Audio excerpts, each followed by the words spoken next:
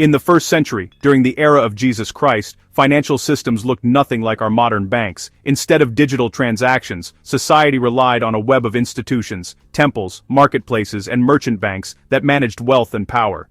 Temples concealed vast treasuries, while money changers and fiscal houses fueled commerce and public works.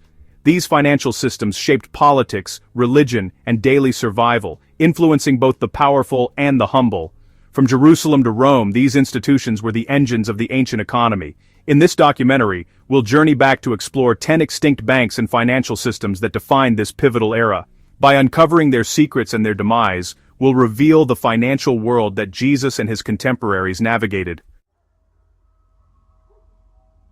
Atop Jerusalem's Temple Mount stood the Second Temple, a center of both worship and economic activity. Pilgrims arrived with foreign coins, Roman, Greek, Tyrian, unfit for temple offerings. Money changers, or shulchanim, exchanged these for the Tyrian half-shekel, the only currency accepted for the temple tax. Their tables filled the court of the Gentiles, the air alive with the clatter of coins and negotiation. Beyond currency exchange, they offered short-term loans, sometimes at interest, blurring the line between necessity and exploitation. The Gospels recount Jesus overturning their tables, condemning the temple's transformation into a den of robbers. His protest was a direct challenge to the temple's commercial operations and the priestly authorities who profited from them. The money changers enabled the temple's vast operations, but also embodied the tension between faith and profit. With the temple's destruction in 70 AD, this unique financial ecosystem vanished. The money changers faded into history, leaving a legacy of faith, finance, and controversy. Their story is a powerful reminder of the intersection between the sacred and the economic. The echoes of their coins still resonate in the story of Jesus. Under Herod the Great, Judea's economy was driven by the Herodian tax houses, sophisticated fiscal banks at the heart of his administration. These institutions collected land, poll, and customs taxes, funding Herod's grand projects and the reconstruction of the Jerusalem temple. Tax collectors, or publicani, gathered revenues for state treasuries, ensuring a steady flow of capital. The tax houses also served as state reserves, storing coin, precious metals, and grain to buffer against famine and finance the military. Skilled administrators kept detailed ledgers, reflecting a surprisingly modern bureaucracy. These fiscal banks underpinned Herod's power, enabling massive infrastructure and projecting strength to Rome. Their collapse followed the fall of the Herodian dynasty and the imposition of direct Roman rule. The tax houses were absorbed or dismantled, their records lost, and their wealth seized. Their story reveals the deep connection between political power and financial control in the ancient world. In the heart of Rome, the forum's Tabernae Argentariae, bankers' stalls, were the financial lifeblood of the empire. These private bankers accepted deposits, exchanged currency, and issued loans to merchants, aristocrats, and politicians. Their meticulous records, the codices, were so trusted they served as legal evidence. The Argentariae enabled trade, urban development, and long-distance transactions, connecting Rome to its provinces. Their reputation was everything. A trusted banker could wield immense influence. As Rome declined, so did these banks. Political chaos, inflation, and collapsing trade routes crippled their operations. The once bustling forum fell silent, and the Argentariae disappeared. Their sophisticated system would not re-emerge for centuries. The fall of the forum banks mirrored the fall of Rome itself. The Temple of Apollo at Delphi was more than a spiritual center. It was a financial powerhouse of the Greek world. City-states deposited treasures in its treasuries, seeking Apollo's favor and security for their wealth. The temple priests managed these reserves, providing loans to cities and individuals, recorded on stone for posterity. Delphi's financial influence extended across the Mediterranean, shaping politics and trade. Merchants and elites deposited wealth for safekeeping while the temple's estates generated steady income. By granting or withholding loans, the priests could sway the outcomes of wars and alliances. As Rome's power grew, Delphi's financial role waned.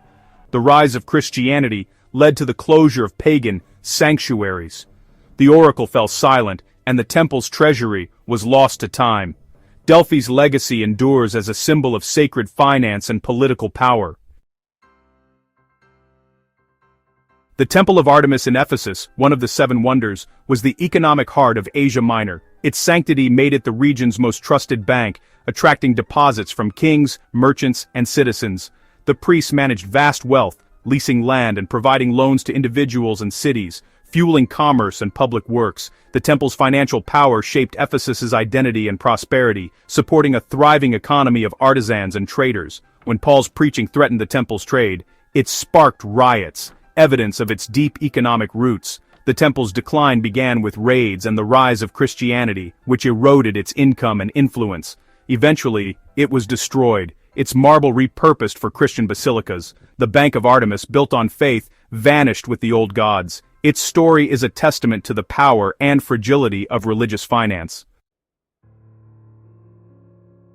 Centuries before Jesus, Babylonian banking families like the Murashu firm pioneered financial services that seem strikingly modern. Operating from cities like Nippur, they accepted deposits, issued receipts, and managed assets for distant landowners. Their clay tablet records enabled secure transactions and early forms of credit and investment. The Murashu firm leased land, collected rents, paid taxes, and provided loans to farmers, often using future harvests as collateral. They financed irrigation and agricultural expansion, acting as venture capitalists for the rural economy. The decline of these firms came with Alexander's conquest and the rise of Greek economic practices. Their unique system faded, their records buried in the sands of time. The Murashu legacy is a window into the sophistication of ancient finance.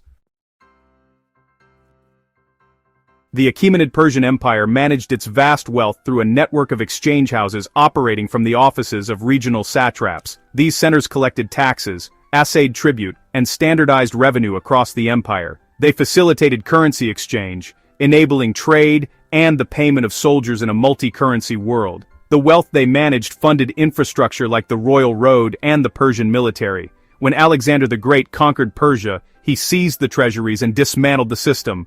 Persian exchange houses vanished, replaced by Hellenistic models. Their disappearance marked the end of a financial backbone that had unified a continent-spanning empire. Their story is one of innovation lost to conquest.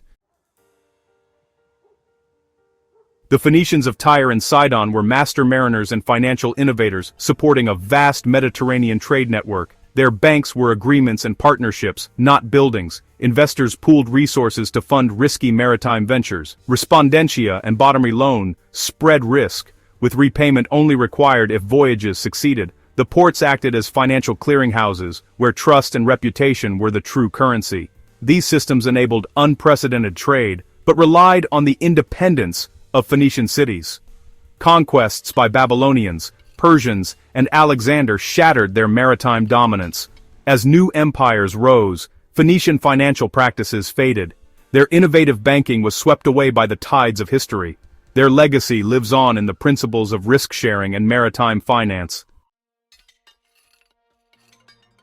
In ancient Egypt, temples like Karnak and Philae were economic giants, managing land, labor, and wealth. Their treasury houses stored grain, the nation's lifeblood, collected as taxes and offerings. Temples provided credit to farmers, paid workers in rations, and financed public works from their reserves. This redistributive system made temples the largest employers and lenders in Egypt. The high priests wielded immense economic and spiritual power. Roman rule stripped temples of their autonomy, redirecting wealth to the imperial state. The temple banks were dismantled, their role absorbed by Roman bureaucracy. The end of temple banking marked a shift from religious to imperial control of Egypt's resources.